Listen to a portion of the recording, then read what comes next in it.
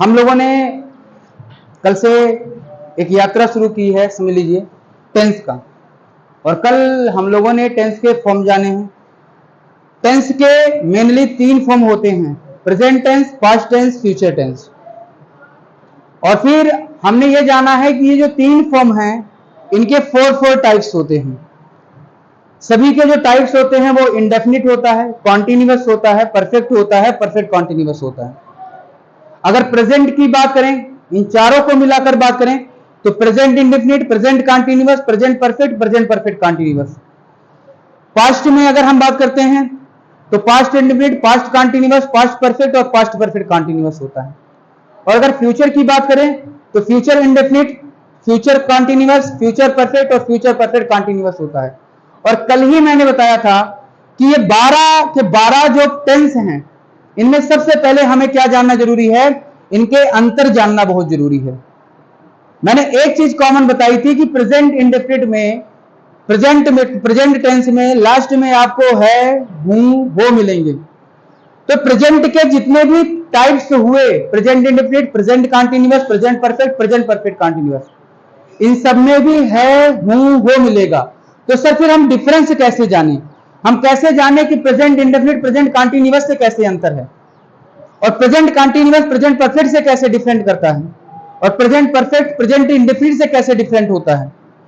तो इनके लिए सबसे पहले हमें किसकी आवश्यकता होती है, इनके पहचान की। हर एक टेंस के जो भी जितने भी काइंड्स हैं उनका पहचान आना बहुत जरूरी है। तो सबसे पहले हमको क्या करना है, प्रेजेंट इंडेफिनिट के पहचानने का तरीका क्या है वो समझना है। प्रेजेंट इंडेफिनिट के पहचान का सबसे जो जाना जाने वाला पहचान है, अधिकतर बताया जाता है, वो है ता है, ती है, ते हैं और आदि शब्द मिलेंगे। और ये शब्द जो हैं ये वाक्य के अंत में मिलेंगे। कहां पर मिलेंगे, वाक्य के अंत में। सेंटेंस के बिल्कुल लास्ट में मिलेंगे, सेंटेंस के स्टार्ट में नहीं मिलेंगे। ठीक, तो ये सारे के सारे वर्ड जो हैं वो आपको वाक्य के अंत में मिलेंगे। और जहां पर भी आपको लास्ट में ता है, ती है, ते है दिखाई देते हैं तो समझ लेना कि ये जो सेंटेंस है ये प्रेजेंट इंडेफिनिट से बिलोंग करता है। अब एक एग्जांपल से समझते हैं इसके। जैसे हम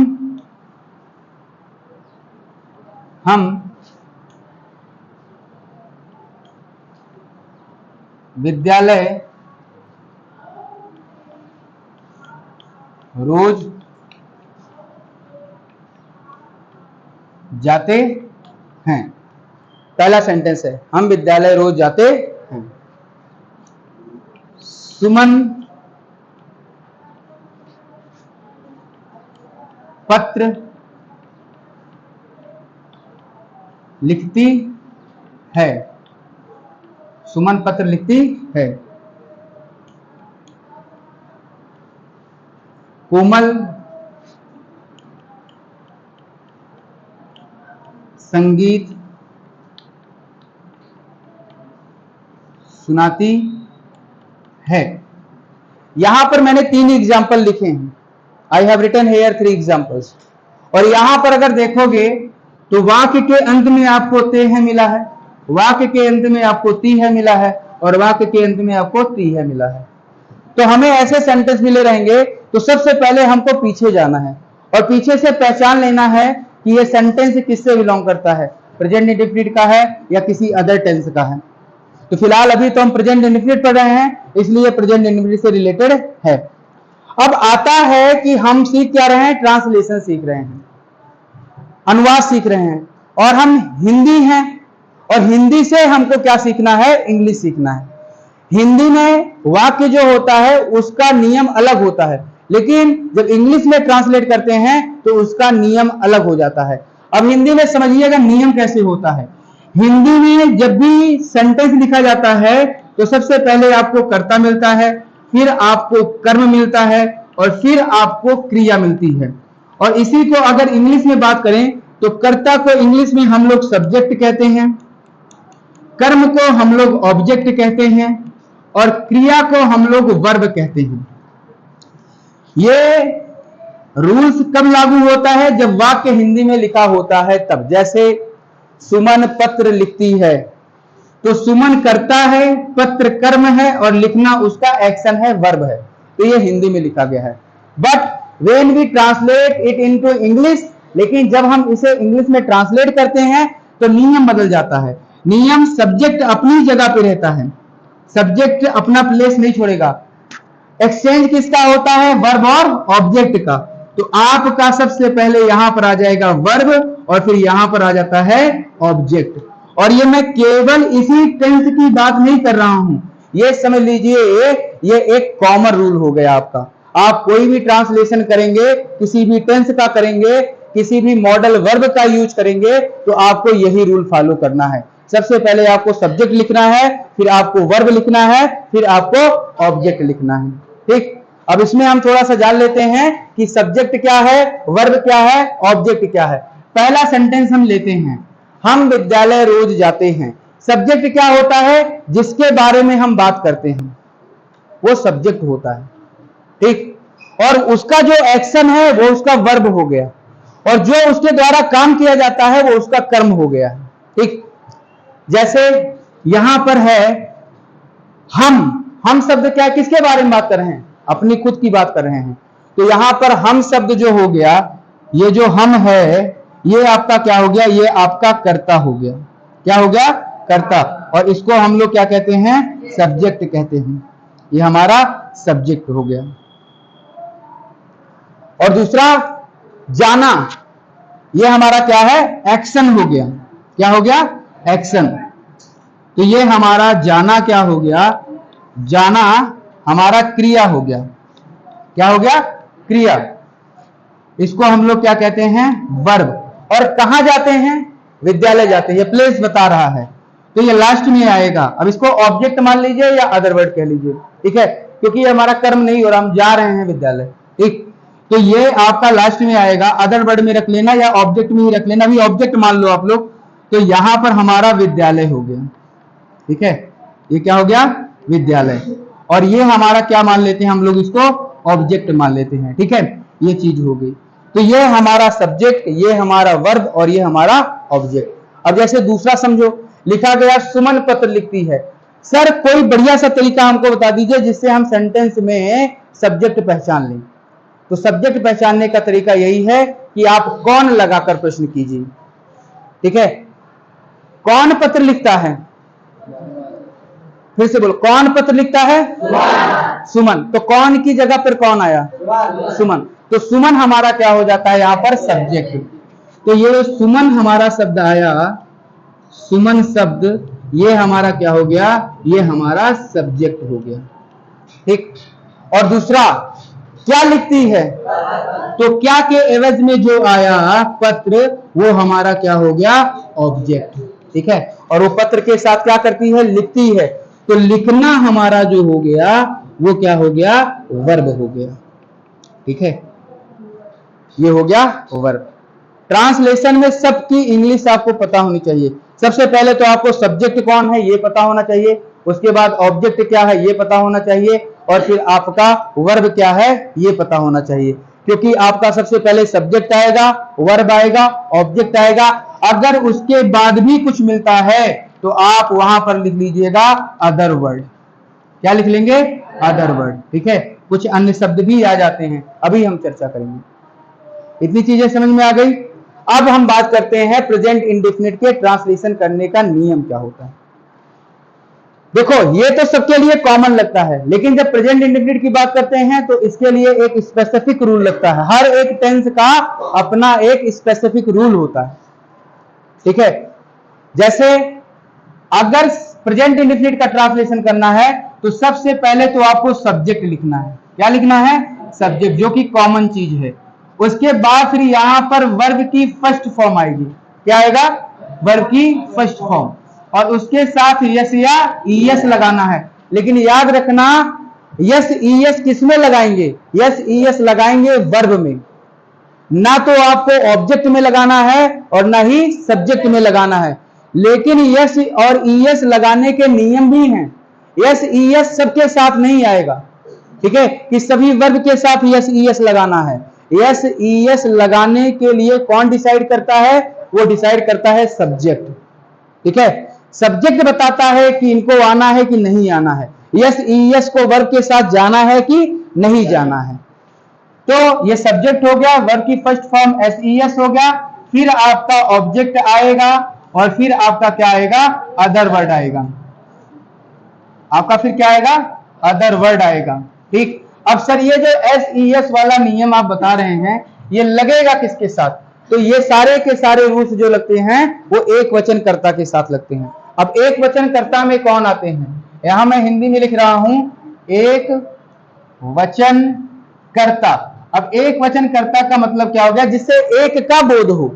जैसे इंग्लिश में इसको कहते हैं सिंगुलर सब्जेक्ट, कह लीजिए आप singular number subject, singular number subject. ठीक, कैसे कौन कौन से होते हैं? ही हो गया आपका, सी हो गया आपका, इट हो गया, और ये आपका नेम हो गया।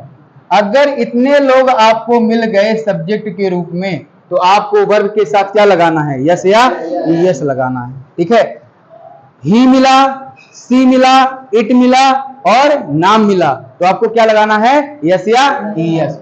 और अब आप दूसरा कैसे है?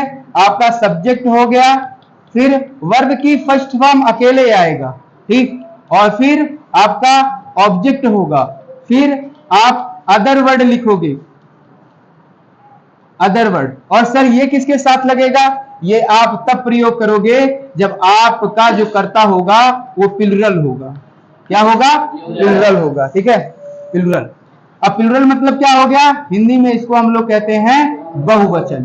क्या कहते हैं? बहुवचन। अब बहुवचन में जैसे आई हो गया, बी हो गया, यू हो गया, दे हो गया, ठीक है, और प्लुरल नाउन्स हो गए। क्या हो गए? Plural nouns. नाउन्स मतलब क्या हो गया? नाम। ऐसे कुछ पदार्थ होते हैं जो बहुवचन में आते हैं।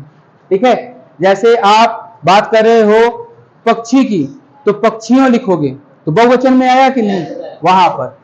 अब एक चीज याद रखना, आप लोग क्वेश्चन एराइज कर सकते हो यहाँ कि सर जब आप प्रोनाउन पढ़ा रहे थे तब तो आपने आई को सिंगुलर कहा था, लेकिन यहाँ पर प्लुरल हो रहा है। रियलिटी अगर ग्रामर के रूल्स की बात करेंगे तो आई जो होता है वो सिंगुलर पे ही स्टैंड करता है, लेकिन जब हम ट्रांसलेट करेंगे, ठीक है, ट्रांसलेशन में यहां पर हमको इसको किसकी तरह ट्रीट करना है? प्लुरल की तरह ट्रीट करना है। ये होता है सिंगुलर ही, लेकिन इसको हमको ट्रीट कैसे करना है, कैसे यूज करना है? प्लुरल की तरह यूज करना है। तो रूल समझ में आ गया? ये जो रूल लिखा हुआ है ये असर्टिव सेंटेंस का है अभी, ठीक है। और भूल से भी कभी भी आप अगर इस तरह का सेंटेंस मिले तो इज एम आर का प्रयोग मत करना। प्रेजेंट इंडेफिनिट में कहीं पर भी इज एम आर का प्रयोग मैंने लिखा है यहाँ पर अभी तक नहीं, तो यानी कि इस टेंस में प्रेजेंट इंडेफिनिट में इज एम आर कतई भी नहीं लगता है। समझ में आया? ये चीजें हैं। सिर्फ आपको सबसे पहले सब्जेक्ट लिखना है, फिर वर्ब लिखना है, फिर आपको ऑब्जेक्ट लिखना है, फिर अदर वर्ड लिखना है। अब हम बात करते हैं सीधे ट्रांसलेशन की। जैसे कि पहला ही सेंटेंस यहां पर दिया गया है, इसी को ट्रांसलेशन करते हैं। पहला सेंटेंस यहां पर दिया गया है, लिखा गया है कि हम विद्यालय रोज जाते हैं। अब पहले मुझे सबकी इंग्लिश बताओ, हम की इंग्लिश क्या होगी? वी। विद्यालय की इंग्लिश? रोज की इंग्लिश? डेली। और जाना को क्या कहते हैं? गो। तो वी आपका क्या हो गया? सब्जेक्ट, और आपका ये क्या हो गया? वर्ब हो गया। जाना हो गया कि नहीं? नियम के हिसाब से सबसे पहले सब्जेक्ट आता है, फिर वर्ब आता है, फिर ऑब्जेक्ट आता है, फिर अदर वर्ड आता है। तो सबसे पहले अब हम क्या लिखेंगे यहां से? वी। क्या लिखेंगे? वी। और फिर सीधे पीछे चले जाओ, जाना को क्या कहते हैं? गो। तो अब इसके साथ यस या यस लगेगा? नहीं लगेगा। क्यों? क्योंकि ये प्लुरल के लिए स्टैंड करता है, इसलिए वर्ब में यस यस नहीं लगेगा। हमको किसी और के साथ यस यस नहीं लगाना है, हमको वर्ब के साथ यस या यस लगाना है। तो हो जाएगा वी गो। कहां जाते हैं? We go to the school. कहां जाते हैं? School. We go to the school. हम विद्यालय जाते हैं। कब जाते हैं? रोज। तो यहां पर क्या लिख सकते हैं? डेली। ठीक है, we go to the school daily. पहला सेंटेंस हो गया कि नहीं? अब दूसरा, सुमन पत्र लिखती है, ये वाला है, ठीक। अब सुमन को, सुमन तो नाम आ गया ना, तो सुमन, अब लिखना को क्या कहते हैं? राइट। तो अब राइट के साथ यस यस लगाएंगे कि नहीं? तो इसके साथ यस लगेगा, WRITE लिखा जाता है कि नहीं? और अब ये यस जुड़ गया, अब कह सकते हो ES लगा है, ठीक है। अब यस और ES किसके किसके साथ लगता है ये मैं नियम बता दूंगा, ठीक है। तो सुमन राइट्स, सुमन लिखती है, क्या लिखती है? A letter, Suman writes a letter, ये हो गया कि नहीं? दूसरी चीज क्या है? कोमल संगीत सुनाती है, तो किसकी बात कर रहे हैं? कोमल की, तो यहां क्या लिखेंगे? कोमल। और अब सुनाना को क्या कहते हैं? टेल, और यहां पर सिंग भी लिख सकते हो आप, ठीक है। सिंग लिखो तो बढ़िया रहेगा, और टेल भी लिखोगे तब भी कोई दिक्कत नहीं है। तो हमने लिखा कोमल सिंग। अब इसके साथ यस लगेगा कि नहीं लगेगा? क्योंकि कोमल तो नाम है ना, और नाम के साथ क्या लगाना है? वर्ब में यस यस। तो कोमल सिंग्स, कोमल सुनाती है, क्या सुनाती है? A song, Komal sings a song. ये हो गया कि नहीं? तो ये आपके सेंटेंस हो गए ट्रांसलेट करने के। अब इसको नोट करो, तो बाकी फिर बताओ। हमने नियम समझ लिया, हमने कुछ ट्रांसलेशन किए, अब यहाँ पर कुछ एग्जाम्पल दिए हुए हैं, अब इनको हम ट्रांसलेट करते हैं, ठीक। पहला है वह पुस्तक पढ़ता है, तो लड़के की बात हो रही है, तो वह की इंग्लिश ही। पढ़ना को क्या कहते हैं? रीड, ही रीड। अब इसके साथ यस यस लगाएंगे कि नहीं? नियम को देखो, तो ही रीड्स, और क्या पढ़ता है? A book, he reads a book. अगला है राम स्कूल जाता है, तो किसकी बात कर रहे हैं? राम। राम तो नाम आया ना, वर्ब के साथ यस और ईएस लगेगा, तो सीधे सीधे हमने क्या लिखा? राम। और जाना को क्या कहते हैं? गो, और फिर क्या लिखेंगे? ईएस। राम गोज, कहां जाता है? To school, Ram goes to school. और ट्रांसलेशन करने का एक सिंपल सा तरीका बताऊंगा, सब लोग इसको फॉलो कीजिएगा और बहुत इजीली ट्रांसलेट होगा। जैसे मैं पार्क में टहलता हूं, तो सबसे पहले मैं को देखो, मैं की इंग्लिश क्या होती है? अब मुझे बताओ, जो वर्ब आएगा उसके साथ यस यस लगाएंगे? नहीं लगाएंगे, तो सीधे सबसे पहले आई लिखना है, पीछे चले जाना है। टहलना को क्या कहते हैं? तो सीधे आई वाक लिखो, और कहां पर टहलता हूं? मैं, तो इन लिखे और द लगाए, और क्या है? पार्क, तो इन द पार्क, ठीक है। I walk in the park. सीधे तुम नदी में स्नान करते हो, तो तुम की इंग्लिश क्या है? अब यू, अब जो वर्ब के साथ यस यस आएगा?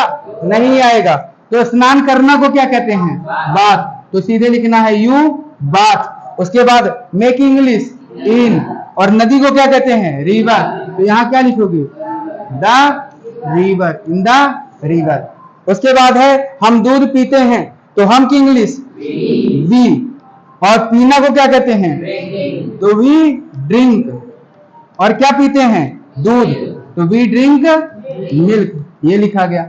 उसके बाद वे छत पर सोते हैं, तो वे की इंग्लिश दे, दे लिखा गया। और सोना को क्या कहते हैं? Sleep, they sleep. और कहां पर सोते हैं? ऑन, पर का मतलब क्या हो गया? ऑन, और छत का? The roof, on the roof, ठीक है। आप सबसे पहले पहला सेंटेंस, पहला वर्ड पकड़ो, फिर सीधे कहां चले जाना है? पीछे। अब लिखा गया है सूर्य पूरब में निकलता है, तो किसकी बात कर रहे हैं? यहां लिखेंगे द सन लिखेंगे। और निकलना को क्या कहते हैं? राइज। अब सूर्य अकेला है कि बहुत सारे हैं? तो इसके साथ यस यस लगाएंगे कि नहीं? तो सन राइजेस, और में की अंग्रेजी इन, और पूरब को क्या कहते हैं? ईस्ट, इन द ईस्ट, तो sun rises in the east, ठीक है। ये हो गया। और उसके बाद फिर क्या है? बीना स्कूल जाती है, तो किसकी बात कर रहे हैं? तो यहां लिखेंगे बीना। और जाना को क्या कहते हैं? गो। अब बीना नाम है, ईएस लगेगा कि नहीं? तो क्या लगाएंगे? बीना गोज, और कहां जाती है? To school, Bina goes to school. फिर अगला देखो, रमा स्कूल से आती है, तो किसकी बात कर रहे हैं? तो यहां लिखेंगे रमा, क्या लिखे? रमा। और आना को क्या कहते हैं? कम। अब इसके साथ यस लगाएंगे कि नहीं? क्योंकि नाम है, तो रमा कम्स। से का मतलब क्या हो गया? फ्रॉम, और कहां से? फ्रॉम द स्कूल, ठीक है, या फ्रॉम स्कूल। ये हो गया। इतने सेंटेंस हो गए कि नहीं? ठीक। अब इस वाले सेंटेंस पे आते हैं। कह रहा है हिना, हिना शोर मचाती है, तो हिना को तो हिना लिखो, और शोर मचाना को क्या कहते हैं? Make noise. तो हिना और मेक लिखे, इसके साथ यस लगाएंगे कि नहीं? तो हीना मेक्स, और क्या करती है, तो नॉइज, हीना मेक्स नॉइज, ये हो गया। उसके बाद राघव पुस्तक पढ़ता है, तो किसकी बात कर रहे हैं, तो यहां लिखे राघव, और पढ़ना को क्या कहते हैं, रीड। उसके साथ यस लगाएंगे कि नहीं, क्योंकि राघव की बात है, तो राघव रीड्स, और क्या पढ़ता है, पुस्तक, राघव रीड्स अ बुक। ठीक है, ये पहले सेंटेंस की तरह है, जैसे यहां लिखा गया वह पुस्तक पढ़ता है, तो ही रीड्स अ बुक लिखे। अब राघव पुस्तक पढ़ता है, राघव रीड्स अ पुस्तक, बुक हो गया। ठीक है, कहा गया अभिषेक पुस्तक पढ़ता है, तो अभिषेक रीड्स अ बुक। ठीक है, अब लिखा गया भावना खाना बनाती है, तो किसकी बात कर रहे हैं, तो यहां लिखेंगे भावना। ठीक है, और बनाना को क्या कहते हैं, कुक। अब इसके साथ यस लगाएंगे कि नहीं, क्योंकि एक वचन है, तो भावना कुक्स, और क्या बनाती है, फूड। ठीक है, अब देखो दो तरीके के फूड होते हैं, इसको याद रखो। एक फूड है जो खाना है, और एक एक्शन होता है खाना, तो उसको ईट कहते हैं। ठीक है, जो खाना आप लेकर आए हो उसको फूड कहेंगे, और जो आप एक्शन लेकर खाओगे उसको ईट कहेंगे। ठीक, तो भावना कुक्स फूड। दूसरा, अनिल प्रतिदिन स्कूल जाता है, तो किसकी बात कर रहे हैं, अनिल, और जाना को क्या कहेंगे, गो। इसके साथ यस लगेगा कि नहीं, अनिल गोज, कहां जाता है, टू स्कूल, और कब, प्रतिदिन। प्रतिदिन को क्या कहेंगे, एवरी डे। क्या कहेंगे, एवरी डे, ये हो गया। उसके बाद अब वह पत्र लिखता है, तो अब की इंग्लिश क्या होता है, नाउ। क्या हो गया, नाउ। और वह की इंग्लिश ही, और लिखना को क्या कहते हैं, राइट। तो यस लगाएंगे कि नहीं, क्यों, क्योंकि ही आया है, तो now he writes a letter, now he writes a letter. अब वह पत्र लिखता है। फिर वे अपने मित्र को बुलाते हैं, वे अपने मित्र को, तो वे की इंग्लिश दे, और बुलाना को क्या कहते हैं, कॉल। तो क्या इसके साथ यस लगाएंगे, नहीं लगाएंगे। दे कॉल, किसको बुलाते हैं, अपने मित्र को। तो मैंने कल ही बताया था, दे का अपना क्या होगा, डियर, तो they call dear friend, they call dear friends. ठीक है, यहां एस लगाना, दे कॉल डियर फ्रेंड्स। दादाजी अखबार पढ़ते हैं, तो दादाजी को क्या कहते हैं, चाहे ग्रैंडफादर कहो चाहे ग्रैंडपा कहो। ठीक है, ग्रैंडपा। पढ़ना को क्या कहते हैं, रीड, और यस लगाएंगे कि नहीं, क्योंकि दादाजी अकेले हैं। ग्रैंडपा रीड्स, क्या पढ़ते हैं, न्यूज़पेपर, ग्रैंडपा रीड्स न्यूज़पेपर। ठीक, ये आपका ट्रांसलेशन हो गया, अब इसको नोट कर लो।